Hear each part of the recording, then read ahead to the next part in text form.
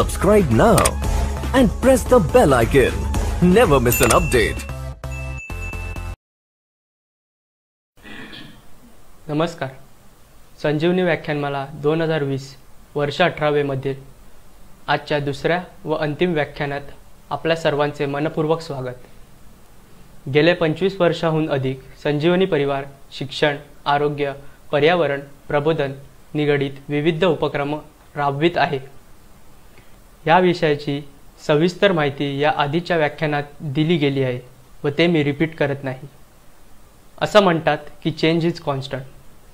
काळानुसार बदल हा तर संजीवनी परिवारचा स्थायी भाव.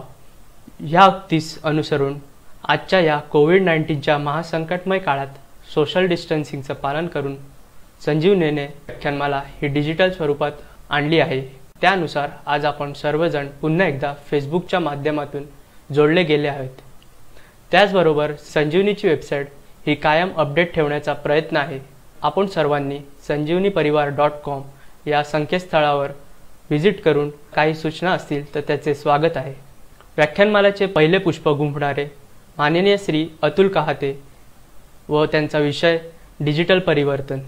आजचे दुसरं आणि अंतिम पुष्प गुंफणार आहेत माननीय श्री संदीप कुमार साळुंखे आणि विषय आहे कोरोना नंतरचे जग, आव्हाने आणि संधी. संदीप कुमार साळुंखे सर हे अप्पर आयकर आयुक्त पुणे म्हणून काम बघतात. सरांचे प्राथमिक शिक्षण जिल्हा परिषदेच्या शाळेमधून झाले. 10वी आणि 12वीच्या परीक्षात ते पुणे बोर्डातून अनुक्रमी पहिले व तिसरे आले. गव्हर्नमेंट कॉलेज ऑफ इंजिनिअरिंग पुणेमधून त्यांनी BE मेकॅनिकल पूर्ण केले व ते पुणे विद्यापीठातून तिसरे आले. बजाज ऑटोमध्ये काम करीत असताना त्यांनी UPSC आणि MPSC परीक्षा उत्तीर्ण केल्या. 2003 मध्ये धुळे जिल्ह्याचे ते डेप्युटी कलेक्टर म्हणून त्यांची नेमणूक करण्यात आली. 2004 मध्ये त्यांची आयकर विभागात निवड झाली. 2019 मध्ये त्यांना बेस्ट ट्रेड अवॉर्ड प्राप्त झाला. राजहंस प्रकाशनातर्फे धडपडणाऱ्या तरुणाईसाठी हम होंगे कामयाब, उठो जागे व्हा आणि अंतरीचा दिवा या 4 पुस्तके प्रकाशित करण्यात आले आहेत. धडपडणाऱ्या तरुणाईसाठी या पुस्तकाच्या आजवर 16 आवृत्त्या प्रसिद्ध करण्यात आल्या आहेत.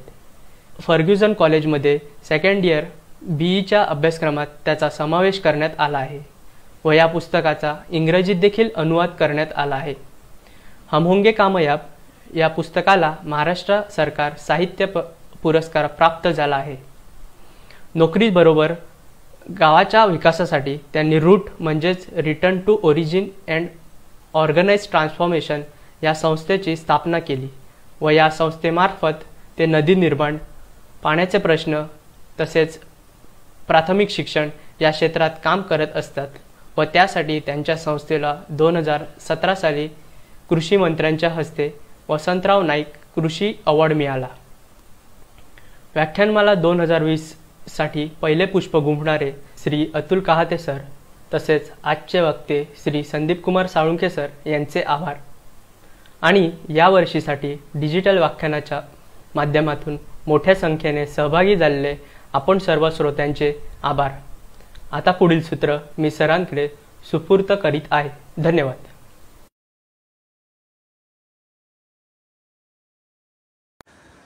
संजीवनी परिवाराचे सर्व सदस्य आणि इतरही मंडळी जी आज मला ऐकण्यासाठी इथे जमलेली आहे किंवा व्हर्च्युअली जमलेली आहे त्या सर्वांना माझा नमस्कार.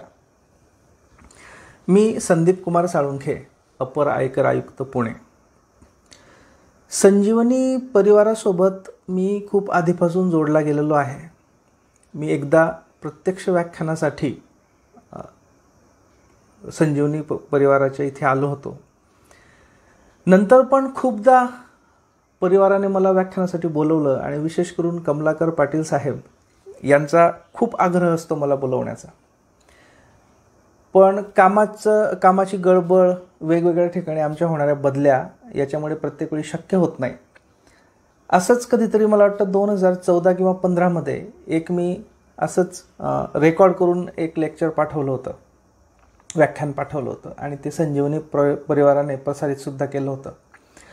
आत्ता देखील कमलाकर पाटलांचा फार आग्रह होता आणि संजीवनी परिवाराच्या सगळ्यांचाच खूप आग्रह होता की मी यावं, परंतु एकतर लॉकडाऊन आणि कामाची गडबड याच्यामुळे मला येणं शक्य नाही. आणि म्हणून पुन्हा एकदा हा मधला मार्ग निघाला की आपण हे व्हिडिओ एकतर लाईव्ह करूयात किंवा रेकॉर्ड करून पाठवूयात. लाईव्हमध्ये अनेक अडचणी असल्यामुळे हे रेकॉर्डिंग करून मी पाठवतो आहे. सगळ्यात आधी मी संजीवनी परिवाराचे आभार मानतो त्यांनी माझ्यावर दाखवलेल्या प्रेमाबद्दल. संजीवनी परिवाराचे मी अजून एक आभार मानतो कारण कमलाकर पाटलांच्या मार्फत मला वेगवेगळ्या गोष्टी कळत असतात आणि ज्या पद्धतीने वसई विरार आणि आजूबाजूच्या गावांमध्ये किंवा क्षेत्रामध्ये संजीवनी परिवार अतिशय उत्कृष्ट काम करतो आहे, मग ते विद्यार्थी केंद्रित असो किंवा कॅन्सरशी रिलेटेड असो, हे खरोखर अतिशय वाखाणण्याजोगं आहे. आणि अशाच छोट्या छोट्या कामांमधून मोठी कामं उभी राहतात. पुन्हा एकदा परिवारातल्या सर्व सदस्यांचं खूप मनापासून सदस्यांचं मी धन्यवाद प्रकट करतो. आणि आपण आपल्या विषयावर थोडंसं चर्चा सुरू करूयात. अर्थातच सध्या करोना आणि करोनाशी संबंधित वेगवेगळे ॲस्पेक्ट्स, वेगवेगळे पैलू याच्यावर आजच्या घडीला करोना संदर्भाने केवळ महाराष्ट्र नाही, भारत नाही, तर संपूर्ण जगभर वेगवेगळ्या पद्धतीची चर्चा चाललेली आहे. बऱ्याचदा चर्चेचा सूर असाही असतो की करोनानंतरचं जग आमूलाग्र बदलेल, खूप मूलभूत बदल होतील. त्याच्यावर अनेक विचारवंत तज्ज्ञ आपली मतंसुद्धा व्यक्त करत आहेत. मी त्याच्यातला तज्ज्ञ नाही, पण तरीसुद्धा एक गेल्या जवळजवळ आता 15-16 वर्षापासून मी प्रशासनामध्ये आहे आणि त्याचबरोबर मी सामाजिक क्षेत्रामध्ये सुद्धा काम करतो आहे.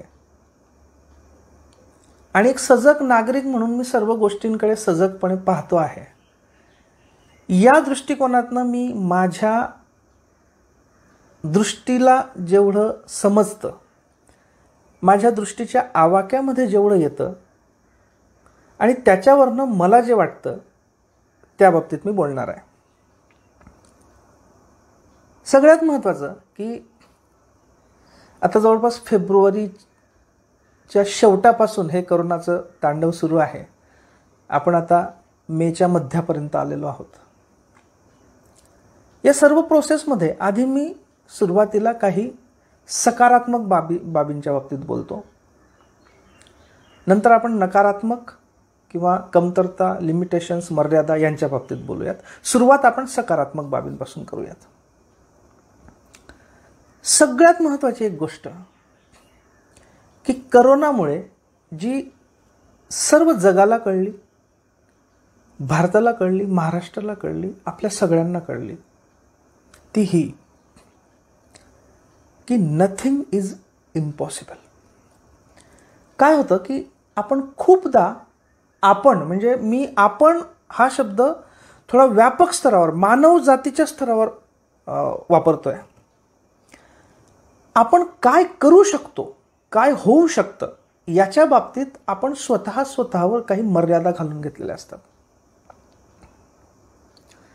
करोनामुळे आज संपूर्ण जगाला, भारताला आणि महाराष्ट्राला आणि आपल्याला सगळ्यांना कळलं की काहीही होऊ शकतं किंवा काहीही करता येऊ शकतं.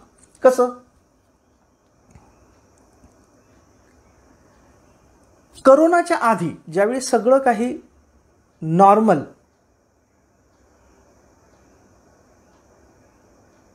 आणि सर्वसामान्य पद्धतीने चाललं होतं, त्यावेळी जर कोणी असं सांगितलं असतं की मुंबईची लोकल सेवा तब्बल 1.5 ते 2 महिने बंद करता येऊ शकते, अक्षरशः एखाद्याला आपण हसण्यावारी नेलं असतं. एखाद्याने जर असं सांगितलं असतं की संपूर्ण विमानसेवा, इंटरनॅशनल, डोमेस्टिक म्हणजे आंतरराष्ट्रीय आणि देशांतर्गत दोन्ही प्रकारच्या विमानसेवा पूर्णतः ग्राउंड करता येऊ शकतात किंवा होऊ शकतात, कोणीही इमॅजिन केलं नसतं. संपूर्ण भारतभर संपूर्ण रेल्वे सेवा थांबवली जाऊ शकतोय, संपूर्ण ST आणि इतर सर्व प्रकारच्या सार्वजनिक परिवहनाच्या सेवा थांबवल्या जाऊ शकतात. हे जर कोणी सांगितलं असतं त्यालाही आपण हसण्यावारे नेलं असतं. जवळजवळ 1.5 महिने आणि अजून माहीत नाही किती दिवस आपण घराच्या बाहेर न पडता घरात स्वेच्छेने राहू शकतो. 1.5 महिन्यापेक्षा जास्त वेळ सर्व कंपनी, सर्व आस्थापनं बंद राहू शकतात. जवळपास जे काम करणारे आहेत त्याच्यातला 90% वर्कफोर्स हा घरून काम करू शकतो.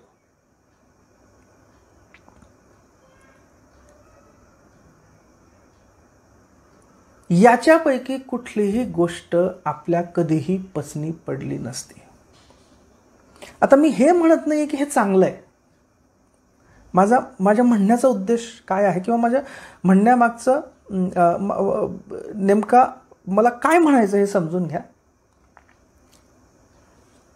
आपण एक शब्द वापरतो की पॅराडाईम शिफ्ट इंग्रजीमध्ये, म्हणजे सर्व शक्यतांमध्येच उलटापालट होण्या. मी त्या मर्यादित दृष्टिकोनातनं या गोष्टीकडे बघतोय की जगाला या 1 महिन्यामध्ये, या 1.5 महिन्यामध्ये कळलं की नथिंग इज इम्पॉसिबल. हे कळणं महत्वाचं का आहे?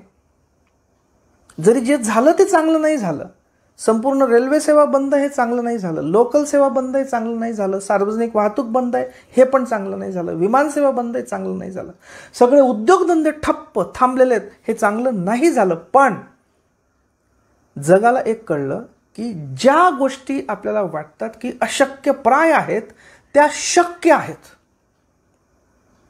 आणि जर हा एक धडा आपण चांगल्या गोष्टींसाठी वापरू शकलो तर मला वाटतं ती करोनाची सगळ्यात मोठी मानव जातीला दिलेली देणगी ठरेल. मी तुम्हाला एक गंमत सांगतो.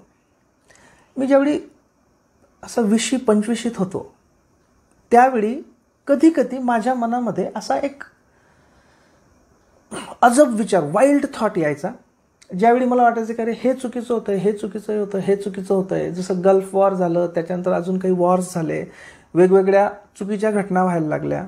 त्यावेळी माझ्या मनात एक अत्यंत तारुण्य सुलभ, आणि तारुण्यामध्ये माणूस काहीही विचार करू शकतो, त्यावेळी माझ्या मनामध्ये एक विचार असा यायचा की असं होऊ शकतं का की सर्व जगाने 2-4 दिवस थांबावं, स्टॉप, किंवा आजच्या भाषेमध्ये पॉज, अख्ख्या जगाने पॉज व्हावं आणि संपूर्ण मूलभूत विचार करावा की जगामध्ये आत्ता जे काही चाललेलं आहे ते बरोबर आहे का, काय बदलता येऊ शकतं. असा एक वाईल्ड थॉट होता. ज्यावेळी पहिल्यांदा संपूर्ण जगामध्ये लॉकडाऊन सुरू झाले त्यावेळी मला माझंच हसू आलं की अरे तो जो एक अत्यंत, तसं म्हणायला गेलं तर अव्यवहार्य वाईल्ड थॉट होता, तो शक्य झाला, चुकीच्या मार्गाने शक्य झाला, ही गोष्ट वेगळी. माझ्या सांगण्याचा उद्देश हा आहे की आज जगाने चुकीच्या मार्गाने का होईना एक धडा जरूर घेतला पाहिजे. आणि आपण सगळ्यांनी सुद्धा, भारताने, महाराष्ट्राने, आपण सगळ्यांनी माझ्या सकट, की ज्या मर्यादा आपण स्वतःवर लादून घेतलेल्या आहेत, आपल्याला जे वाटतं की हे शक्य नाही, इट इज पॉसिबल. आणि हा जो साक्षात्कार आपल्याला झालेला आहे, हा साक्षात्कार जर आपण चांगल्या गोष्टींसाठी वापरायचं ठरवला तर हे जग प्रचंड सुंदर होऊ शकतं.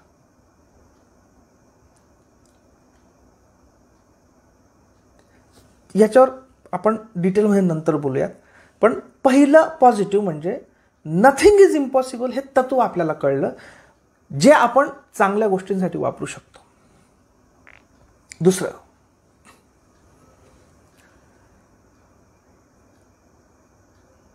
एक समाज म्हणून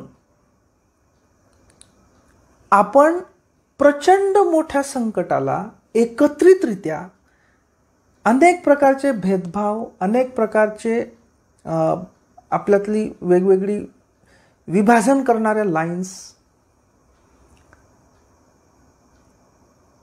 आर्थिक विषमता, त्याच्यातले सगळे फ्रॅक्चर्स, हे सगळं विसरून आपण एक देश म्हणून एकत्रितरित्या, समाज म्हणून एकत्रितरित्या एखाद्या मोठ्या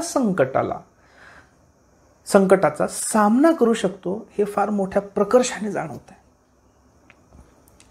फक्त आपण दररोजच्या जर न्यूज बघितल्या, दररोजची वर्तमानपत्र बघितली, आपलं फेसबुक वॉल बघितली, व्हॉट्सॲपमधले मेसेजेस बघितले, तर लक्षावधी ठिकाणी दररोजच्या दररोज लक्षावधी लोकांना खाऊ घातलं जात आहे फ्री. कुठे फ्रीली मास्क डिस्ट्रीब्यूट होत आहेत, कुठे धान्याचं वाटप सुरू आहे, कुठे भाजीपाल्याचं वाटप सुरू आहे, कुठे फ्री औषधांचं वाटप सुरू आहे, कुठे निवारा दिला जातोय. खूप साऱ्या मनाला विदीर्ण करण्याला, हृदयाला विदीर्ण करणाऱ्या घटनासुद्धा घडत आहेत. कालचीच घटना की जालन्यामध्ये ते बिचारे आपल्या गावाकडे परत जायला निघालेले मजूर रात्री रेल्वे ट्रॅकवर झोपलेले असताना 18 जणांना रेल्वेने चिरडलं, आणि अनेक अशा खूप हृदयद्रावक घटना घडत आहेत. पण तरीसुद्धा या सर्वांमध्ये एक गोष्ट आपल्याला प्रकर्षाने जाणवलेली आहे की एक समाज म्हणून जे कम्युनिटी फिलिंग येतं ते फार मोठ्या प्रमाणावर दिसतंय. ते पुरेसं आहे का नाही, मुळात अशी परिस्थिती उद्भवायला पाहिजे की नाही, ही गोष्ट आपण तात्पुरती बाजूला ठेवूयात. पण प्रचंड मोठ्या संकटाला आपण एकत्रितरित्या तोंड देऊ शकतो, ही एक फार महत्त्वाची जाणीव करोनाच्या निमित्ताने आपल्याला झालेली आहे. आणि ही जाणीव सुद्धा जर आपण विधायक कामांसाठी वापरली तर त्याच्यातनं सुद्धा फार मोठा बदल घडून येऊ शकतो. तिसरी एक महत्त्वाची गोष्ट, एक देश म्हणून हायड्रोक्लोरोक्विनचा सप्लाय, पुरवठा आपण देशातल्या जगातल्या अनेक देशांना केलाय. अर्थात ही परिस्थिती आपल्याला आज नाही आली, म्हणजे आज आपण काहीतरी केलं आणि म्हणून भारत जगाला हायड्रोक्लोरोक्विनचा पुरवठा करू शकला असं नाही. याच्यामध्ये अनेक जणांची दूरदृष्टी, अनेक मागची सरकारे, आताचं सरकार, सगळ्यांचा हातभार आहे. त्याच्यामुळे त्याचं क्रेडिट कोणी एक जण किंवा कोण एक पिढी किंवा एक सरकार घेऊ शकत नाही. हा मागच्या 70-75 वर्षांमधल्या सगळ्यांचा, इन्क्लुडिंग आत्ताची पिढी, आत्ताचं सरकार, याचबरोबर मागच्या 70 वर्षांमधले सरकार, मागच्या 70 वर्षांमधल्या पिढ्या, सगळ्यांचा त्याच्यामध्ये सहभाग आहे. पण या निमित्ताने पहिल्यांदा भारताला एक फिलिंग आली, एक जाणीव झाली की किमान काहीतरी गोष्टीमध्ये भारत या स्थितीत आहे की जो जगाला देऊ शकतो काहीतरी. आणि पुन्हा एक देश म्हणून हा कॉन्फिडन्स जर आपण विधायक कामांसाठी वापरला, एक समाज म्हणून हा कॉन्फिडन्स, हा आत्मविश्वास आपण विधायक कामांसाठी वापरला, तर पुन्हा खूप मोठमोठी कामं उभी राहू शकतात.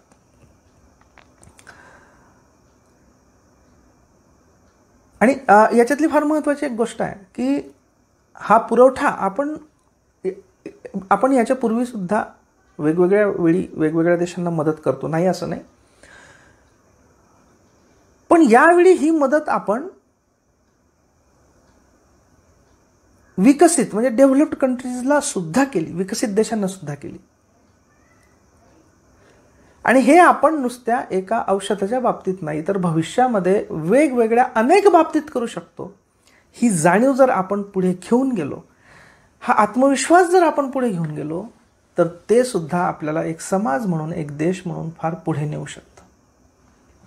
माझ्या मनामध्ये या काही महत्त्वाच्या पॉझिटिव्ह गोष्टी आल्या. आता आपण करोनाच्या निमित्ताने कोणत्या नकारात्मक गोष्टी, कोणत्या मर्यादा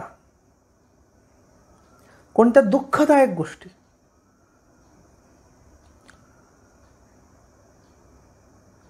आणि एक समाज म्हणून आपल्याला विचार करायला लावणाऱ्या गोष्टी घडल्या, हे आता आपण पाहूयात. नकारात्मक गोष्टींच्या बाबतीत ज्यावेळी मी विचार करतो त्यावेळी मला एक गोष्ट फार प्रकर्षाने जाणवली. ती म्हणजे आपल्या देशामध्ये, आणि केवळ आपल्या देशामध्ये नाही तर जवळजवळ सर्वच देशांमध्ये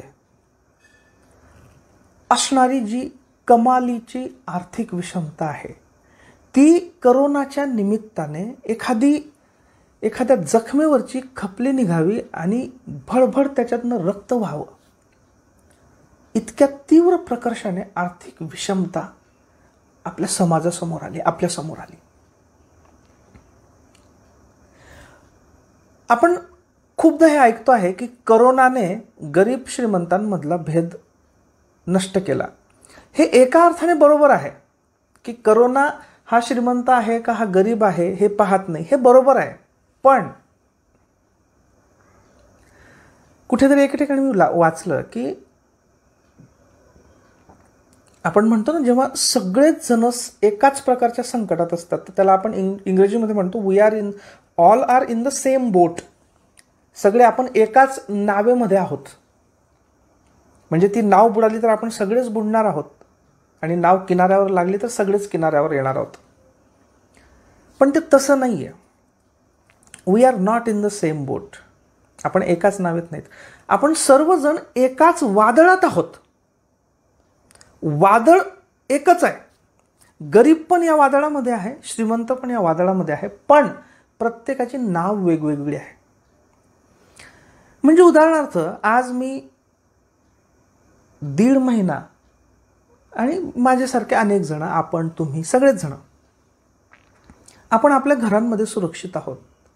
आपल्या जवळपास प्रत्येकाच्या घरामध्ये कमीत कमी 2 किंवा झालं तर 3 बेडरूम आहेत. आपल्यातल्या कोणाला कोरोना झाला कुटुंबातल्या तर त्याला इझिली आयसोलेट करण्यासाठी एक वेगळी रूम मिळू शकते. आपल्याकडे ॲप आहेत ज्याच्यावरून आपण ऑनलाईन काही गोष्टी ऑर्डर करू शकतो. आपल्याकडे स्वतःची चारचाकी किंवा दुचाकी आहे जिच्याने आपण कुठेतरी जाऊ शकतो अर्जन्सी असली तर.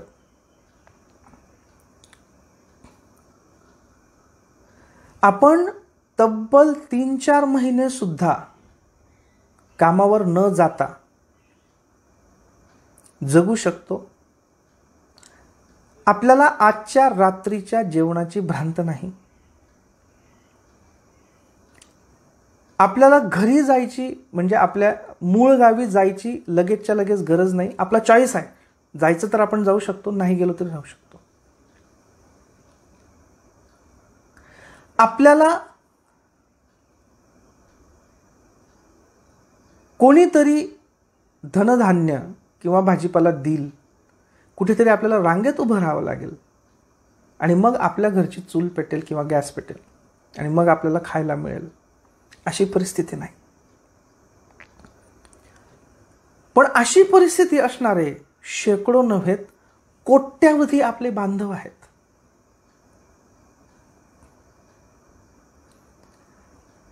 त्यांची घरं अशी आहेत की कदाचित 10 बाय 10च्या एका घरामध्ये ते 3-4 जण राहत असतील. कुठे आलं सोशल डिस्टन्सिंग? आपण त्यांना सांगू घरात थांबा, पण घरात 4 जण एकमेकांच्या समोर. त्यांना रात्रीच्या जेवणाची भ्रांत आहे. त्यांना बघावं लागेल, अरे कुठल्या ट्रस्ट मार्फत किंवा कुठल्या तरी समाजसेवी संस्थेमार्फत किंवा कुठल्या तरी सरकारी एजन्सी मार्फत कुठेतरी काही वाटणं चालू आहे का, किंवा कोणतरी माझ्या दारात घेऊन येईल का जेवणाचं पॅकेट किंवा धान्याचं पॅकेट, किराणाचं पॅकेट. मुख्य म्हणजे हे 1-2 दिवस चालेल, 4 दिवस चालेल, 10 दिवस चालेल, महिनाभर चालेल, त्याच्या पुढे काय? मी जिथे कामाला आहे ती हॉटेल उघडेल का? तो कारखाना सुरू होईल का? समजा त्याने मला मार्चचा पगार दिला पण तो एप्रिलचा पगार देईल का? समजा चुकून एप्रिलचा पगार दिला किंवा अर्धा दिला, मेचा देईल का?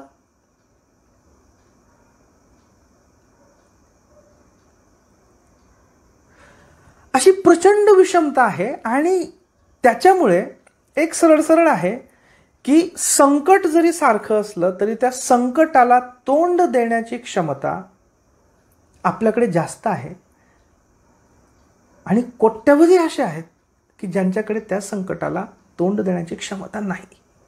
So we are not in the same boat, we are in the same storm. आपण सारख्या वादळात आहोत, पण काहींची नाव, आपल्यासारख्या काहींची नाव जास्त बळकट आहे. ती या वादळाला तोंड देण्यासाठी जास्त तिच्यामध्ये क्षमता आहे, पण काहींच्या अनेकांच्या नावा अतिशय मोडकळीस आलेल्या, तकलादू, छोट्या छोट्या आहेत. एक मोठी लाट आली तरी ती त्याला डुबवून टाकेल, वाहून नेईल, अशा त्यांच्या नावांमध्ये ते आहेत. ही विषमता भरभरून वाहणाऱ्या जखमेतल्या रक्तासारखी आपल्या समोर करोनाने उघड करून दाखवलेली आहे. एक साधं उदाहरण सांगतो. बऱ्याचदा काय होतं की आपल्या घरामध्ये काही कामाच्या वस्तू असतात, पण त्या प्रदर्शनीय नसतात. त्या खूप महत्त्वाचं काम करत असतात, पण त्या आपल्याला वरती दिसायला नको असतात. झाडपूस करायची फळकी, ब्रश, आणखी अनेक गोष्टी या आपलं घर स्वच्छ ठेवण्यासाठी, आपलं घर चालवण्यासाठी असतात, पण त्या आपल्याला प्रदर्शनीय वाटत नाहीत, त्या आपल्याला समोर नको असतात. म्हणून आपण कुठेतरी एका कपाटामध्ये त्यांना कोंबून कपाट बंद करून ठेवतो. कपाटाचं जे वरचं शटर असतं ते छान असतं, बाहेरून कपाट फार सुंदर दिसते, आतमध्ये तो सगळा आपल्या दृष्टीने वाटणारा कचरा आपण त्याच्यात टाकलेला असतो तो खूप उपयोगी, त्याच्यामुळेच आपलं घर चालत असतं किंवा स्वच्छ राहत असतं, पण ते आपल्याला समोर नको असतं. आणि ते आपण कोंबत जातो, स्वतःचं समाधान करून घेतो की हे मला दिसायला नको, माझं घर फक्त चकचकीत दिसायला पाहिजे. आणि एखाद्या दिवशी ते इतकं कोंबलं जातं की अचानक ते दरवाजा त्या कपाटाचा उघडल्या सगळं ते खाली पडतं, आपल्या समोर पसरतं. आज जे प्रचंड लाखो लोकांचे, मजुरांचे लोंढे आपल्याला बाहेर दिसत आहेत, अनवाणी भर उन्हामध्ये, मेच्या भर उन्हामध्ये शेकडो किलोमीटर चालत जाऊन आपल्या गावी पोचण्यासाठी तळमळणारे हे लोंढे दिसत आहेत. हे आपण कपाटात कोंबून ठेवलेल्या या गोष्टी आहेत. त्यांच्या वाचून चालणार नाही, आपल्याला माहित आहे. ते फार उपयोगी आहेत आपल्या समाजासाठी. मला सांगा की मुंबईमधनं, पुण्यामधनं किंवा इव्हन इतर छोट्या छोट्या शहरांमधनं लाखो मजूर जर परत गेले तर उद्या बिल्डिंग बांधण्यासाठी कोण बोलवणार? छोट्या मोठ्या कारखान्यांमध्ये कोण काम करणार? रस्त्यांवर महत्त्वाच्या जीवनोपयोगी वस्तू विकण्यासाठी कोण आपल्याला येणार?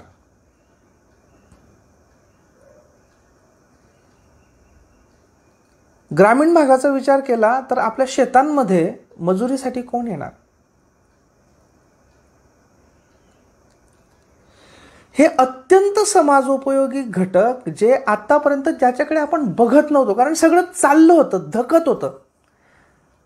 आज करोनाने तो दरवाजा उघडला आणि सगळं आपल्या समोर दिसतंय. आपल्यालाच आपला समाज, आपली अर्थव्यवस्था, आपली इंडस्ट्री, आपले उद्योगधंदे यांनी काय काय गोष्टी समाजामध्ये निर्माण केलेल्या आहेत किंवा आपण सगळं समाज मिळून ही कशी व्यवस्था निर्माण केलेली आहे हे आपल्याला या निमित्ताने दिसतंय. म्हणजे माझ्या 2-3 मित्रांचे मी मेसेजेस बघितले की ते एक जण दिल्लीवरनं नॉयडा की गाझियाबादला गाडी चालवत असताना तो म्हटला की रस्त्याने मला फक्त पायी चालणारी मजूर माणसं दिसत होती आणि ती किमान 4 ते 5 लाख होती. मुंबई ते नाशिक हायवेवर तीच परिस्थिती.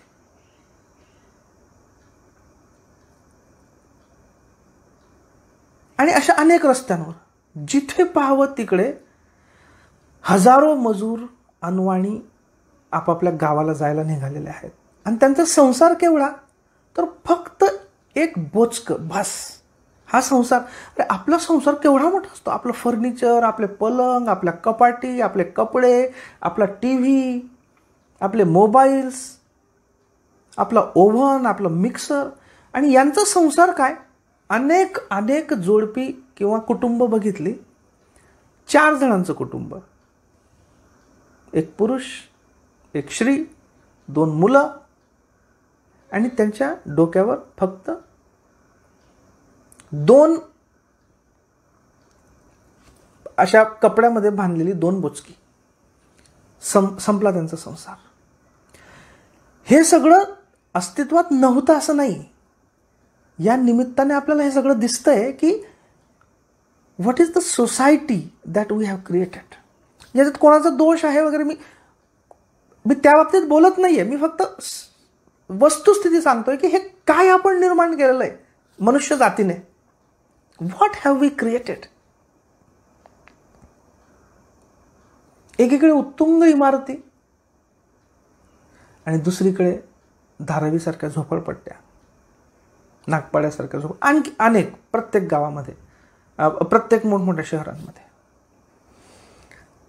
तर एखादे कपाट अचानक उघडल्यानंतर त्यातलं सगळं हे सामान महत्त्वाचं, पण आपल्याला हे सगळं आपल्याला बघायचं नाहीये. आपल्याला लपून ठेवायचं. आमचा सगळा समाज चांगला चालला आहे, अर्थव्यवस्था चांगली चालली आहे, देश चांगला चालला आहे, सगळं छान आहे, समाज म्हणून आपण उत्तम आहोत, हे दाखवण्यासाठी आपण हे सगळं एका कपाटामध्ये कोंबून ठेवलेलं आज सगळं आपल्याला दिसतंय समोर. आणि हे आपण पाहिलं पाहिजे. जोपर्यंत आपण आहे ती परिस्थिती ॲक्सेप्ट करत नाहीत, त्याच्याकडे सम्यक पद्धतीने बघत नाही, तोपर्यंत आपण त्याच्यावर उपाय पण शोधू शकत नाहीत.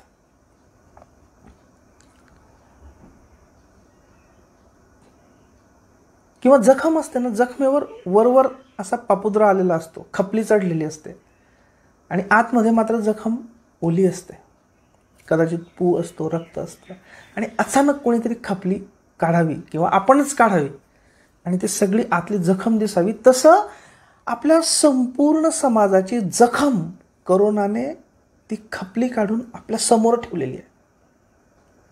आपण ही जखम बघितली पाहिजे. We must see, we must accept. त्याच्यावरचे उपाय काय करायचे, लगेचच्या लगेच त्याच्यावर कुठलाच उपाय नाही आहे. वी मस्ट ॲक्सेप्ट दिस.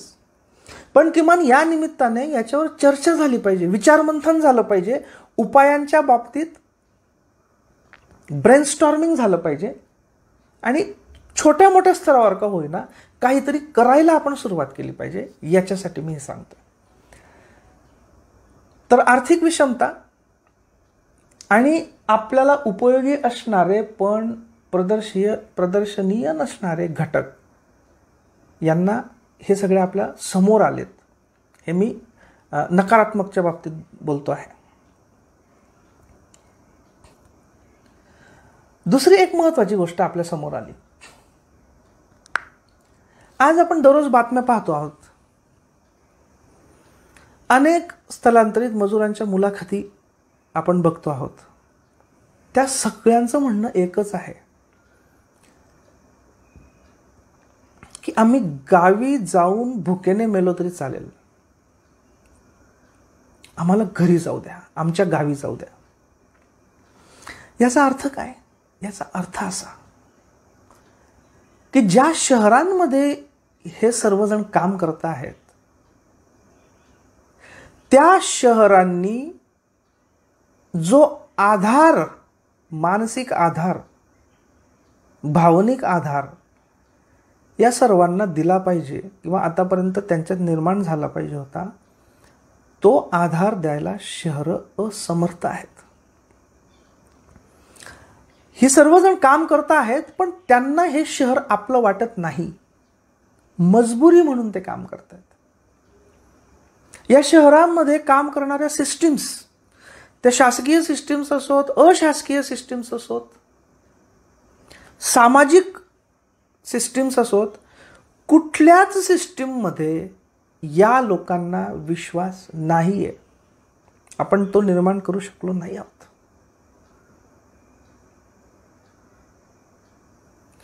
आणि म्हणून या सर्व गोष्टींवर पुनर्विचार होणं आवश्यक आहे. पण गावावर मात्र त्यांचा विश्वास आहे. अर्थात अनेक बातम्या अशाही आल्या की एक बातमी तर मी वाचली की तो जवळजवळ 1000 किलोमीटर चालून एक तरुण आपल्या गावी पोहोचला, बिहारमध्ये किंवा यूपीमध्ये असेल, आणि त्याच्या घरच्यांनी त्याला आतमध्ये घेतलं नाही. अर्थात ते तुरळक आहेत. थोडक्यात काय की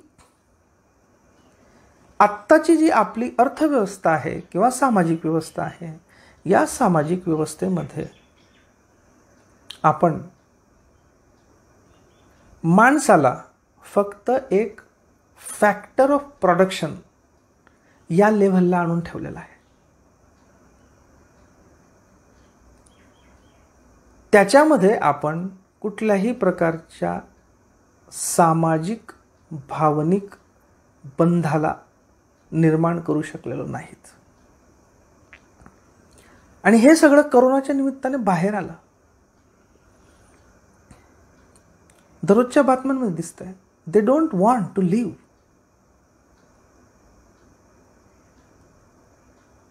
ही फार मोठी एक समाज म्हणून फार मोठी नकारात्मक बाब आहे की कोट्यावधी अशी माणसं आहेत की ते जिथे राहत आहेत तिथल्या कुठल्याच सिस्टीमवर त्यांचा विश्वास नाही. ही आपल्याला याच्यात आता पॅनिक किती, सत्य किती, ही गोष्ट थोडी आपण बाजूला ठेवूयात. पण ही वस्तुस्थिती आहे की कोट्यावधी लोक जिथे राहत आहेत तिथे त्यांच्यामध्ये त्या ठिकाणी त्यांची कुठलीही भावनिक गुंतवणूक नाही. याचाच अर्थ काय की, आणि जिथे भावनिक गुंतवणूक नसते तिथे आपलं माणूस पण खुजं व्हायला लागतं. माणूस या पद्धतीचं जीवन जगायला मला वाटतं जन्माला आलेला नाही. माणूस हा नुसतं फॅक्टर ऑफ प्रोडक्शन नाही. त्याला काम करता करता स्वतःला कल्चरली, इमोशनली, म्हणजे सांस्कृतिकदृष्ट्या, भावनिकदृष्ट्या, सामाजिकदृष्ट्या स्वतःला उन्नत करायचं असतं. पण या सगळ्या सिस्टीममध्ये कुठेच दिसत नाही. He is just a factor of production. अजून एक, मागच्या साधारणतः 8-10 दिवसापासून वेगवेगळ्या ठिकाणच्या बातम्या आपण वाचतो आहोत, ऐकतो आहोत की जिथे जिथे दारूंची दुकानं उघडली थोड्या वेळेसाठी तिथे तिथे प्रचंड गर्दी झाली.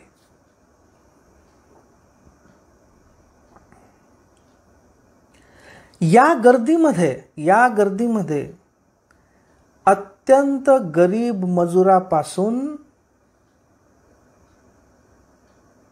अत्यंत श्रीमंतांपर्यंत सर्वच जण होते. फार तर असं असेल की श्रीमंताने त्याच्या एखाद्या नोकराला लाईनीत उभं केले असेल, रांगेत उभं केलं असेल, पण सर्वच जण होते. या निमित्ताने आपल्या समाजामधली प्रचंड व्यसनाधीनता या कोरोनाच्या निमित्ताने सगळ्यांसमोर आली. मी याला व्यसनाधीनता हाच शब्द मुद्दाम वापरतो. याचं कारण म्हणजे सोशल ड्रिंकिंग पण असतं, नो डाऊट अबाउट इट. पण जर नुसतं सोशल ड्रिंकिंग असलं तर त्याच्याने माणूस इतका कावरा बावरा होणार नाही, इतकी गर्दी करणार नाही. हे सोशल ड्रिंकिंगच्या पलीकडचं आहे, ही व्यसनाधीनता आहे. अन्यथा इतकी प्रचंड गर्दी, मारामारी, लाठीमार करायची पाळी आली होती अनेक ठिकाणी. हे शक्य नाही. तर आपला समाज हा किती प्रचंड व्यसनाधीन झालेला आहे हे पण या निमित्ताने समोर आलं. याच्याकडे पण आपण दुर्लक्ष करतोय. पण हा मोठा प्रश्न या निमित्ताने आपल्या समोर आला.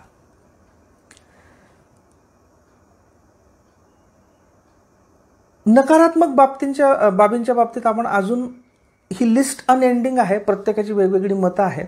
पण मला जी प्रकर्षाने जाणवली आणि जास्त करून जाणवली ती मी तुमच्यासमोर मांडली. ही लिस्ट अजून खूप मोठी असू शकते, पण त्यातल्या त्यात ज्या फार महत्त्वाच्या नकारात्मक बाबी करोनामुळे जाणवल्या त्या मी तुमच्यासमोर मांडल्या. आता थोडीशी आपण चर्चा करूयात की व्हॉट नेक्स्ट, पुढे काय. आणि ती चर्चा सुद्धा मी बारीक बारीक गोष्टींवर बोलणार नाही की आपण सोशल डिस्टन्सिंग कसं पाळावं किंवा काय मास्क लावावा का वगैरे वगैरे. छोट्या छोट्या गोष्टींवर बोलण्याऐवजी ते सगळ्यांनाच माहीत आहे. आपण थोडंसं ब्रॉडर लेवलवर बोलूयात, थोडंसं वैश्विक स्तरावर, थोडंसं मानवीय स्तरावर असं बोलूयात. आणि मला वाटतं तुम्हाला सगळ्यांना ते पटेल. तर आपण आता त्याच्याविषयी बोलूया. पुढे काय याच्या बाबतीत बोलताना आता मला पहिला मुद्दा हा मांडायचा आहे की आपण स्वतःला एक मानव म्हणून खूप जास्त ओव्हररेट केलेला आहे. आपण सर्व विश्वाला मानव केंद्रित मानतो आणि मला असं वाटतं की ही सगळ्यात मोठी चूक होते आपली. हे विश्व मानव केंद्रित अजिबात नाही. मी तुम्हाला एक रेकमेंड करतो, तुम्ही यूट्यूबवर जा आणि कार्ल सगान पेल ब्लू डॉट असं टाईप करा. एक सुंदर अतिशय छोटा व्हिडिओ येईल. कार्ल सगान हे जे अंतरिक्ष म्हणजे ॲस्ट्रॉनॉमर होते, त्यांच्या सांगण्यावरनं एक पृथ्वीचा एक फोटो घेण्यात आला की त्या पृथ्वीच्या फोटोमध्ये, एवढ्या मोठ्या फोटोमध्ये एका किरणाच्या मध्ये एक छोटासा अत्यंत सूक्ष्म एक डॉट बिंदू दिसतो. तो बिंदू म्हणजे पृथ्वी आहे. ते अंतरिक्ष यानातनं घेतलेला तो फोटो आहे. अक्षरशः सूक्ष्म बिंदूच्या स्वरूपात तो अख्खी पृथ्वी दिसते. आणि त्या व्हिडिओमध्ये बॅकग्राऊंडला जे नॅरेशन घेतलेलं आहे ते त्यांच्या पुस्तकातलं घेतलेलं आहे. खूप सुंदर आहे. मी तुम्हाला ते वाचून दाखवतो. तुम्ही व्हिडिओ बघाच, पण मी तुम्हाला वाचून दाखवतो. तो जो पृथ्वीचा डॉट दिसतोय त्याला उद्देशून हे म्हटलं गेलंय, look again at that dot, that is here, that is home, that is us. On it everyone you love, everyone you know, everyone you ever heard of, every human being who ever was, lived out their lives.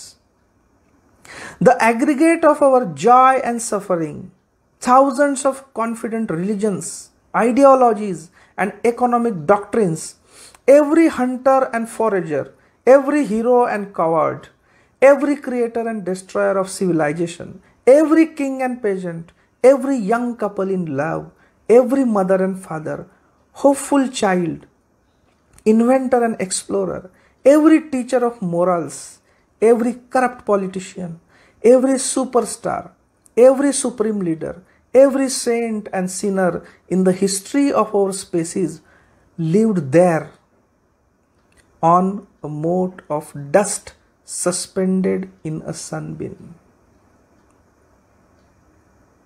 हे सर्वजण, आपली संपूर्ण मानवजात जन्मापासून आतापर्यंत, म्हणजे मानवजातीच्या जन्मापासून आतापर्यंत तो जो एक सूक्ष्म धुळीच्या कणासारखा दिसतो आहे, त्या पृथ्वी नामक एका छोट्याशा कणावर सर्व आतापर्यंत राहिलेले आहेत. The earth is a very small stage in a vast cosmic Arena. Think of the rivers of blood spilled by all those generals and emperors, so that in glory and triumph they could become the momentary masters of a fraction of a dot. फार सुंदर वाक्य आहे. आठवा, ज्यांनी रक्ताच्या नद्या वाहवल्या, त्या कशासाठी रक्ताच्या नद्या वाहवल्या, तर तो जो छोटासा धुळीच्या कणासारखा एक डॉट दिसतोय, त्या डॉटवरच्या एका फ्रॅक्शन ऑफ लँड, म्हणजे एका त्या छोट्याशा बिंदूवरच्या अजून छोट्याशा बिंदू एवढ्या जमिनीवर राज्य करण्यासाठी, आणि तेही मोमेंटरी, तात्पुरतं. मुळात आपलं आयुष्यच किती 60-70 वर्ष. त्या सूक्ष्म धुळीच्या कणावरच्या एका सूक्ष्म छोट्या फ्रॅक्शनवर, अंशावर तात्पुरतं राज्य करण्यासाठी अनेकांनी रक्ताच्या नद्या वाहवल्या. विचार करा. Think of the endless cruelties visited by the inhabitants of one corner of this pixel on the scarcely distinguishable inhabitants of some other corner. How frequent their misunderstandings, how eager they are to kill one another, how fervent their hatreds. त्या सूक्ष्म कणावरच्या एका pixel, आपण कॉम्प्युटरमध्ये म्हणतो pixel, कॉम्प्युटरच्या स्क्रीनवर तुम्ही जो mobile बघताय किंवा टी व्ही बघत असाल त्याच्या स्क्रीनवर कोट्यावधी पिक्सेल असतात. तर या छोट्याशा धुळीच्या कणावरच्या छोट्याच्या पिक्सेलवरच्या एका बाजूकडून दुसऱ्या बाजूकडे राज्य करावं, आपला प्रभाव वाढवावा म्हणून लोकांनी रक्ताच्या नद्या वाहवल्या, द्वेषाची कुंडे पेटवली. एनिवे, हे बरंच मोठं आहे. मी आता डायरेक्ट शेवटच्या पॅरेग्राफवर जातो, शेवटच्या 2 paragraph. The earth is the only world known so far to harbour life. There is nowhere else, at least in the near future, to which our species could migrate. सध्या तरी हाच छोटासा कण जो आहे, पेल ब्लू डॉट आहे, याच्यावरच आपण राहू शकतो. अजूनपर्यंत दुसऱ्या कुठे आपण म्हणजे मानवजात राहू शकेल असं आतापर्यंत तरी काही अशी काही डेव्हलपमेंट आतापर्यंत तरी नाही. व्हिजिट, येस, आपण भेट देऊ शकतो. जाऊन आलोय आपण, मंगळावर जाऊन आलोय, चंद्रावर जाऊन आलोय, व्हिजिट करू शकतो आपण. Settle, not eight. सेटल होऊ शकतो आपण तिथे, नाही. हे कशासाठी? याचा अर्थ हा की हा जो छोटासा कण आहे पृथ्वीरूपी, या कणावरच आपल्याला राहावं लागणार आहे आणि म्हणून या कणाची काळजी घेतली पाहिजे.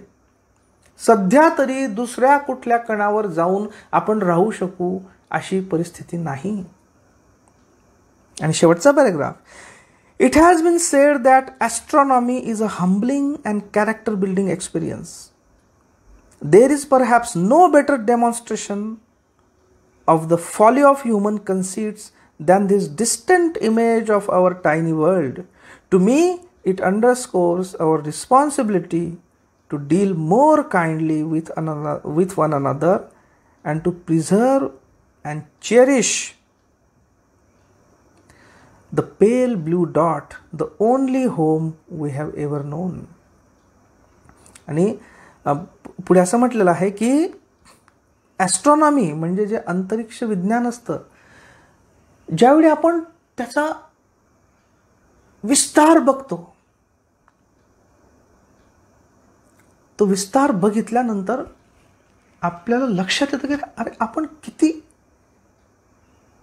शुद्ध आहोत, किती सूक्ष्म आहोत.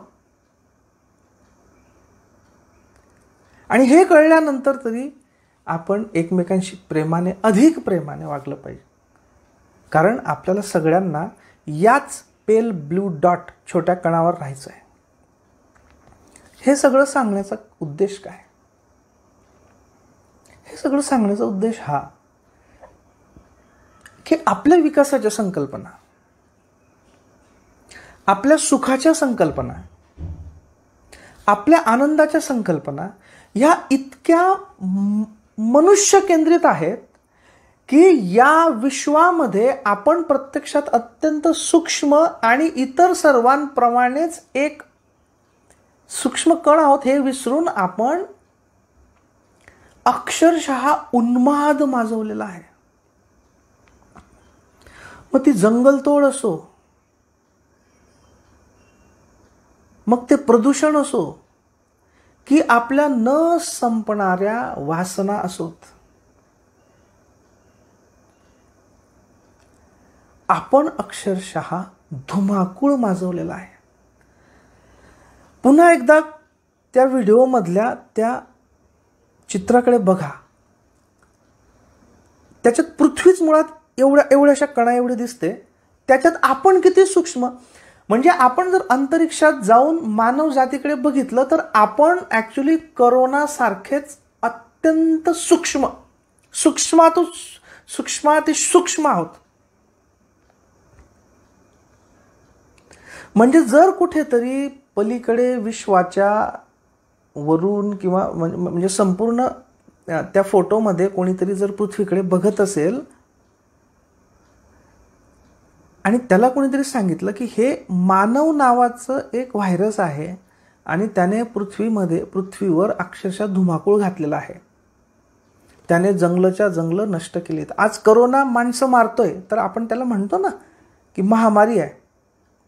तसं कोणतरी पलीकडे जर पृथ्वीकडे बघत असेल तर तो म्हणेल की अरे हा मनुष्य नावाचा व्हायरस आहे ना, याने महामारी आणलेली आहे जंगलांवर, याने महामारी आणलेली आहे वृक्षांवर, याने महामारी आणलेली आहे नद्यांवर, याने महामारी आणलेली आहे समुद्र किनाऱ्यांवर. हा अक्षरशः इतर प्राण्यांना नष्ट करत चाललेला आहे. हा किती डेडली व्हायरस आहे. या विश्वाच्या दृष्टीने आपण स्वतः मानवजात आत्ताच्या घडीला सगळ्यात डेडली, सगळ्यात भयानक, सगळ्यात हानिकारक व्हायरस आहोत. आणि म्हणून आपल्याला कुठेतरी हे सगळं सेट राईट करावं लागेल की आपण नुसतं मनुष्य केंद्रित सगळं करून चालणार नाही. आपल्याला सर्व निसर्गाला सोबतच घेऊन चालावं लागेल. तसं आपण करणार नसू तर निसर्ग आपल्याला आपली जागा दाखवून देईल. निसर्ग आपल्याला दाखवून देईल की बाबा रे, तू माझ्या असंख्य मुलाबाळांपैकी, माझ्या असंख्य फॅमिली मेंबर्सपैकी एक छोटा फॅमिली मेंबर्स आहे. स्वतःला तू ओव्हर इस्टिमेट करू नको. आज ज्या पर्यावरणाच्या चळवळी चालू आहेत ती अगदी छोटी, मग ती तुमच्यासारख्या NGOची वृक्षारोपणाची चळवळ असो की आंतरराष्ट्रीय स्तरावर कार्बन इमिशन कमी करण्यासाठीच्या चळवळी असोत, या सगळ्यांना या निमित्ताने बळ मिळालं पाहिजे. खूप जण म्हणतात की करोनामुळे खूप काही बदलेल, मूलभूत बदल होतील. मी फार याच्याबद्दल स्केप्टिकल आहे. मला फार ऑटोमॅटिक करोनामुळे जग बदलेल असं मला अजिबात वाटत नाही. कारण काय माहिती आहे का, जोपर्यंत आपली मूल्य बदलत नाहीत, मूल्य व्हॅल्यूज म्हणजे काय की ज्याला आपण रिस्पेक्ट करतो, ज्याला आपण एंड म्हणजे साध्य म्हणून मानतो, त्याला आपण मूल्य म्हणतो. जोपर्यंत आपली मूल्य बदलत नाही तोपर्यंत मूलभूत बदल होणं शक्य नाही. कॉस्मेटिक चेंजेस होतील, दिखाऊ बदल होतील, काही गोष्टींच्या मेथड्स म्हणजे पद्धती बदलतील, पण मूलभूत बदल होणार नाही. म्हणजे शाळांमध्ये काहीतरी, आता समजा एका वर्गात 50 मुलं असतील तर सोशल डिस्टन्सिंगच्या हिशोबाने शाळांमध्ये एका वर्गामध्ये 20 मुलं असतील, त्या प्रत्येकामध्ये 1-1 मीटर अंतर असेल. विमानांमध्ये 3 सीटच्या आईलऐवजी 2 सीटच्या आईल असतील किंवा 1 सीट टाकून दुसऱ्या सीटवर, असे छोटे मोठे बदल, याला बदल नाही म्हणता येणार. These are cosmetic changes. हे होतील. काही पद्धती बदलतील. समजा मजूर नसले तर काहीतरी रोबोटिक्स अजून डेव्हलप होईल. एखादा गवंडी मिळणार नसेल तर ऑटोमॅटिक रोबोट विटा रचणारा, एका लाईनीत विटा रचणारा, त्याला खालून प्लास्टर लावणारा, असा काहीतरी रोबोट तयार होईल. आहेत आता सुद्धा प्रगत देशांमध्ये जिथे मजुरांची कमतरता आहे. These are not fundamental changes. हे कॉस्मेटिक चेंजेस आहेत. याच्याने फक्त पद्धती बदलतील. पण जोपर्यंत आपली मानव जातीची मूल्य बदलत नाहीत, आणि जसं मूल्य म्हणजे मी सांगितलं की ज्याला आपण साध्य म्हणून समजतो, मला पर्सनली असं वाटतं की जोपर्यंत नफा या मूल्याऐवजी मानव, आणि मानव म्हणजे सर्व भूत त्याच्यात इन्क्लुडेड, हे आपलं मूल्य होत नाही. आज मूल्य काय आहे प्रत्येक ठिकाणी? नफा. मानव हे मूल्य नाही, नफा हे मूल्य आहे. आजही आपण एवढाच विचार करतो आहे की मजूर मिळाले नाहीत तर उद्योगधंदे कसे चालतील. प्रश्न बरोबर आहे, नो डाऊट. तो लगेच आपल्यासमोर आ वासून उभा असलेला यक्ष प्रश्न आहे, हे पण मान्य आहे. तात्पुरते आपल्याला या प्रश्नावर विचार करावा लागेल, त्याच्यावर उपाय शोधावा लागेल, हे पण मान्य आहे. पण हा झाला तात्पुरता. त्याच्या पुढे जाऊन आपण हा विचार करणार आहोत का की नफा ही गोष्ट एके ठिकाणी आहे, महत्त्वाची आहे, नो डाऊट, पण त्याच्या पलीकडे माणूस आहे महत्त्वाचा. आपण हा विचार करतो आहोत का की हे स्थलांतरितांचे लोंढे कसे थांबवले पाहिजेत, त्यांना त्यांच्या गावांमध्येच रोजगार कसा मिळाला पाहिजे. म्हणजे नुसतं नफा हे मूल्य नाही, तर ज्यावेळी मानव हे मूल्य होईल त्यावेळी काहीतरी मूलभूत बदल होईल. दुसरं एक मूल्य ते म्हणजे भौतिक सुख, मटेरियल प्लेजर. या मूल्याऐवजी जोपर्यंत आपलं मूल्य हे आध्यात्मिक उत्थान हे होत नाही, तोपर्यंत मूलभूत बदल होणार नाही. आज या निमित्ताने आपल्यासमोर ही एक संधी चालून आलेली आहे की तात्पुरतं जरी नफा, मटेरियल प्लेजर हे मूल्य तात्पुरती राहिली तरी सुद्धा किमान आपण पुन्हा एकदा नव्याने मांडणी करायला सुरुवात तरी केली पाहिजे मूल्यांची, की नफ्याऐवजी मानव हे मूल्य असलं पाहिजे आणि भौतिक सुखांऐवजी आध्यात्मिक उत्थान हे मूल्य असलं पाहिजे. आमच्या गावाकडे जी माणसं परत आली इतर शहरांमधनं, त्यांचं मी थोडंसं एक अगदी रफ ॲनालिसिस केलं. मला हे जाणवलं, जसं मी गावाकडे परत गेलो नाही. कोणी एखादा सॉफ्टवेअर इंजिनियर असेल तो पण गावाकडे परत गेला नाही. एखादा सरकारी नोकर असेल, अधिकारी असेल, तो पण गावाकडे परत गेला नाही. ज्याला थोडीफार चांगली 50-60 हजारपेक्षा जास्तची नोकरी असेल तो पण गावाकडे परत गेला नाही. गावाकडे परत कोण आलं? गावाकडे परत आले जे कॉन्ट्रॅक्ट पद्धतीने किंवा तात्पुरते किंवा 20, 22, 25 हजाराचे किंवा त्याच्यापेक्षाही कमी महिन्याला उत्पन्न असणारे मजूर किंवा कंत्राटी कामगार किंवा तत्सम छोट्या मोठ्या नोकऱ्या करणारे ते परत आले. आणि दुसरं अजून कोण परत आले? विद्यार्थी, की जे गावांमध्ये चांगल्या शैक्षणिक सुविधा नसल्यामुळे कोणी नीट किंवा जेईईच्या क्लासेसला गेलेला होता, कोणी MPSC UPSCच्या स्पर्धा परीक्षांच्या क्लासेसला गेलेला होता, हे परत आले. म्हणजे 2 घटक मी बघितले प्रकर्षाने. वेगवेगळ्या ठिकाणी हे थोडंफार बदललेलं असू शकतं, याच्यात बदल असू शकतो. मी जेवढा स्टडी केला आमच्या साईडच्या गावांचा, मी पुढे विचार केला की ही जी मंडळी परत आली मोठ्या शहरांवरनं, यांना तिथलं शहरातलं यांचं उत्पन्न फार फार तर 15-20 हजार रुपये महिना. त्यातलं त्यांचं शहरांमधलं राहण्याचं भाडं आणि इतर खर्च वजा गेले तर माझ्या हिशोबाने त्यांच्याकडे महिन्याला फार फार तर 5-7 हजार रुपये राहत असतील. गावाकडे एवढा खर्च नसतो. बऱ्याचदा स्वतःचं घर असतं, भाडं असलं तरी नॉमिनल भाडे हा प्रकार तर नॉर्मली गावात मी बघितला नाही, फार रेअर. बाकी धान्य थोडंफार मिळून जातं गावामध्ये. तर खरं बघायला गेलं तर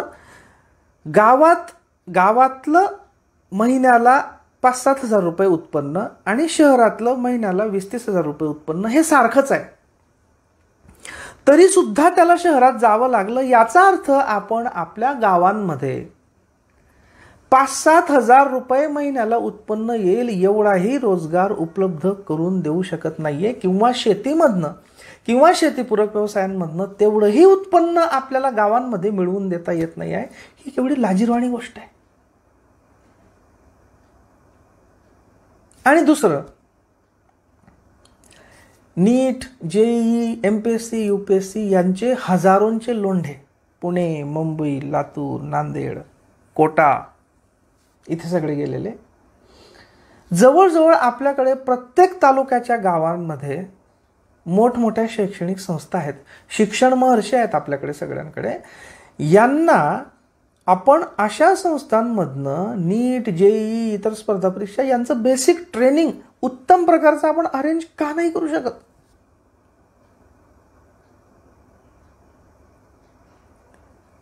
म्हणून मागच्या साधारणतः 10 वर्षांच्या काळामध्ये मी रूट ही एक चळवळ मी सुरू केलेली आहे आणि माझ्यासोबत इतर काही अधिकारी माझे मित्र आहेत आणि गावातले सगळे तरुण आहेत.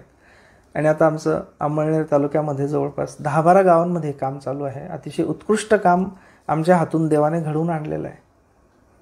या सगळ्याचा उद्देश एकच आहे. What is root? Root ROOT, return to origin and organize transformation. हे आमचं ब्रीदवाक्य आहे. ही एक अम्ब्रेला कन्सेप्ट आहे. Root ROOT, return to origin and organize transformation. आता ही चळवळ भारतातल्या प्रत्येक गावामध्ये तयार झाली पाहिजे. कन्सेप्ट फार सिंपल आहे. भारतातल्या जवळजवळ प्रत्येक गावांमधनं काही जणांनी प्रगती केलेली असते आणि ते बाहेर सेटल झालेले असतात. कोणी उद्योगपती असेल, कोणी व्यावसायिक असेल, कोणी सरकारी अधिकारी असेल, कोणी चाकरमान्य असतील.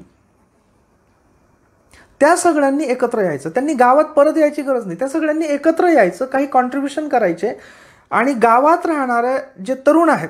आता काय होतं की ही जी गावाच्या बाहेर असणारी सेटल मंडळी असतात, यांना सारखं वाटत असतं की मी गावासाठी काहीतरी करावं, पण नेमकं काय करावं, प्राधान्यक्रम कसे असावेत, कशा पद्धतीने काम करावं, याच्या बाबतीत शंका असतात. पुन्हा गावातलं छोटं मोठं राजकारण वगैरे, त्याच्यात त्यांना थोडासा त्रास होण्याची शक्यता असते. पण गावामध्ये काही तरुण असतात की ज्यांना वाटत असतं की आम्हाला काहीतरी गावासाठी करायचं आहे, आम्हाला गायडन्स नाही. या दोन्ही घटकांना एकत्र आणणारा प्लॅटफॉर्म म्हणजे root ROOT, return to origin organize transformation. Return to origin म्हणजे भावनेने फक्त तुम्ही परत या गावामध्ये सेटल व्हायला वाटलं तर येऊ नका. अँड ऑर्गनाइज ट्रान्सफॉर्मेशन, इकडे जे गावामधले तरुण आहेत यांना मार्गदर्शन करून, सपोर्ट करून गावाचं ट्रान्सफॉर्मेशन अरेंज करा. या पद्धतीने विकास करून आज आम्ही मागच्या 10 वर्षांमध्ये मिळून एक संपूर्ण नदी पुनरुज्जीवित केली. आमच्या गावाच्या आजूबाजूला 70 विहिरींना पाणी आलं. जवळपास 1,500-2,000 एकर शेतीमध्ये पाण्याची व्यवस्था झाली. जिल्हा परिषदेची गावातली शाळा आम्ही उत्कृष्ट केली. अनेक गोष्टी जवळजवळ सर्व म्हणजे तलावापासून नाले, नद्या सगळ्यांचं खोलीकरण, रुंदीकरण वगैरे वगैरे. अजून आम्ही आदर्शाप्रत पोहोचलेलो नाहीत. अनेक प्रॉब्लेम्स आहेत गावात, पण खूप मोठी प्रगती झाली. अशा पद्धतीची चळवळ प्रत्येक गावात उभी राहून रिव्हर्स मायग्रेशन सुरू व्हायला पाहिजे त्या गावांमध्ये. म्हणजे इकडे तिकडे कुठे सुरतला हिरे घासण्यासाठी गेलेला असेल, कुठे मुंबईला चहाची टपरी चालवण्यासाठी गेलेला असेल, कुठे पुण्याला कंत्राटी कामगार म्हणून काम करणारा गेला असेल, या सगळ्यांना वाटलं पाहिजे की अरे याच्या इतकी जितकी कमाई मला इथे आहे इतकीच कमाई मी माझ्या गावामध्ये जाऊन करू शकतो, माझ्या शेतीच्या तुकड्यामध्ये किंवा शेतीपूरक व्यवसायामध्ये. असा आत्मविश्वास त्यांच्यामध्ये आला पाहिजे. आणि पुन्हा त्यांच्यामध्ये अजून एक आत्मविश्वास आला पाहिजे की तिथे चांगली शाळा आहे आणि माझ्या मुलाला तिथेही चांगलं शिक्षण मिळेल. कारण आता अनेक जण असे असतात की ते केवळ एवढ्यासाठी की माझ्या मुलाला चांगलं शिक्षण मिळावं म्हणून ते मोठ्या शहरांमध्ये असतात. अशा पद्धतीने जर या व्हल्नरेबल, कमकुवत या घटकांना आपल्या गावांमध्ये आपलं जगणं सुकर होऊ शकतं असा आत्मविश्वास निर्माण झाला तर हे रिव्हर्स मायग्रेशन शहरांकडून खेड्याकडे व्हायला वेळ लागणार नाही. आणि ही चळवळ प्रत्येक गावामध्ये सुरू झाली पाहिजे. अजून अनेक गोष्टी आहेत. जसं मी तुम्हाला सांगितलं की कोरोनाच्या निमित्ताने मी छोट्या मोठ्या गोष्टींवर कॉन्सन्ट्रेट मला नव्हतं करायचं. थोडंसं व्यापक स्तरावर मला बोलायचं होतं. अजून अनेक गोष्टी असतील. जी सर्व मंडळी हे ऐकत आहेत किंवा ज्यांनी ऐकलं आहे त्यांना याबाबतीत काही प्रश्न असतील किंवा त्यांना माझ्या मतांचं खंडन करून काही वेगळं मत मांडायचं असेल तर मला जरूर कळवा. मी फेसबुकवर आहे, व्हॉट्सॲपवर आहे. त्या बाबतीत वाटलं तर मी अजून एखादा व्हिडिओ तयार करून टाकेल, किंवा या विषयाच्या संदर्भाने वेगळ्या पैलूंवर मी बोलावं असं वाटत असेल ते पण मला कळवा. कारण मी सगळ्याच गोष्टी 1-2 व्हिडिओमध्ये कव्हर नाही करू शकत. काही जणांना वाटेल की मी अर्थव्यवस्थेच्या संदर्भाने बोलावं, काही जणांना वाटत असेल रोजगाराच्या संदर्भाने बोलावं, काही जणांना वाटत असेल की कौटुंबिक संदर्भाने बोलावं. मला तसं जरूर कळवा, तसे मी वेगळे व्हिडिओ तयार करून जरूर पाठवेल. सगळ्यांनी हे करोना संदर्भाचे व्हिडिओज आणि त्यानिमित्ताने माझे विचार ऐकले, त्याच्याबद्दल मी सगळ्यांना धन्यवाद देतो.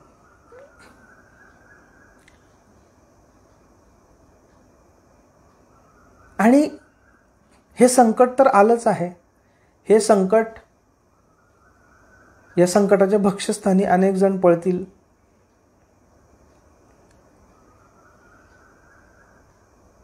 बऱ्याचशा गोष्टींची उलथापालथ होईल, पण तरी सुद्धा आलेलं संकट जाईल याच्याबद्दल वाद नाही.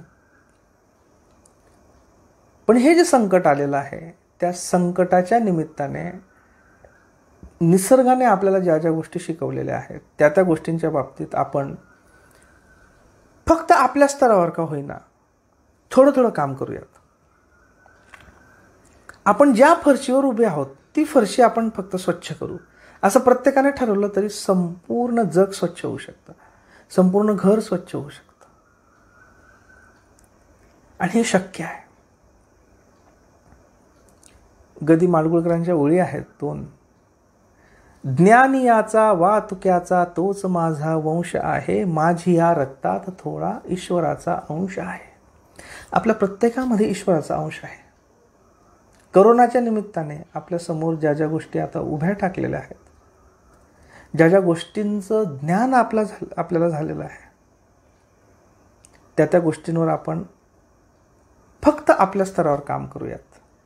आणि मला असं वाटतं की अशा पद्धतीने आपण फक्त आपल्या स्तरावर किंवा आपल्या कौटुंबिक स्तरावर जरी बदल केला, आपल्या गरजा कमी केल्या, आपल्या समाजामध्ये आजूबाजूला इतरांना मदत केली, आपलं जे गाव आहे मूळ त्या गावाच्या विकासासाठी काहीतरी केलं, मला असं वाटतं एवढं जरी केलं तरी आपण खूप मोठी समाजसेवा केली असं होईल. जसं गांधीजींनी म्हटलेलं आहे की be the change that you want to see. जो बदल घडावा असं तुम्हाला वाटतं तो बदल आधी तुम्ही व्हा, म्हणजे तो बदल तुमच्यामध्ये घडवा, आपल्यामध्ये घडवा. आपण फक्त तेवढं करूयात, आपण आपल्यामध्ये बदल घडवूयात. एवढं जरी केलं तरी करोना आपल्याला बरंच काही शिकून गेला असं आपल्याला म्हणता येईल. आणि कदाचित 2-4-5 वर्षांनी आपणच करोनाचे आभार मानू की बाबा रे, तू आला नसतास तर माझ्या आयुष्यामध्ये हे मूलभूत सकारात्मक बदल कदाचित झाले नसते. थँक्यू.